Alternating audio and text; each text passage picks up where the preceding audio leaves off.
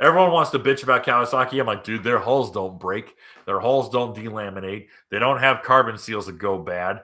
You don't have to, yeah, you might kick a belt, but the pistons haven't gone bad in from 2014 to 2016. They had some bad pistons.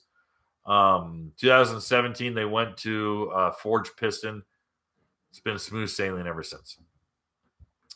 They did have a couple problems with the 2022s are having some problems, and that's because of the knock sensor issue. And that's only because the knock sensor, it's a whole new engine management system that's on the 22s, and it's a software issue.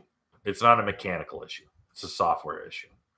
But I'm not seeing Cowies cracking heads. I'm not seeing Cowies splitting timing chains. I'm not seeing Cowies stick valves.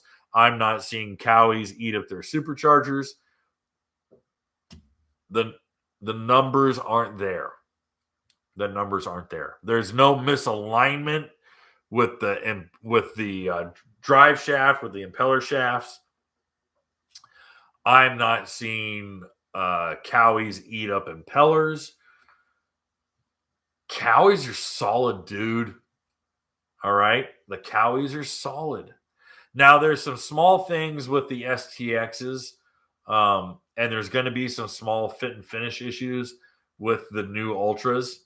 They're going to happen because they're new. I know the STXs were having like the hood hinges were breaking, and they were having some just rinky-dink little plastic stuff, which they were being really good about replacing and fixing.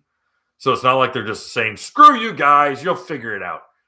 Some other people are doing that. Cowie's not. Hey guys, thanks for hanging out. This clip was taken from our weekly podcast that we record here every Sunday night at 8 p.m. Eastern Standard Time.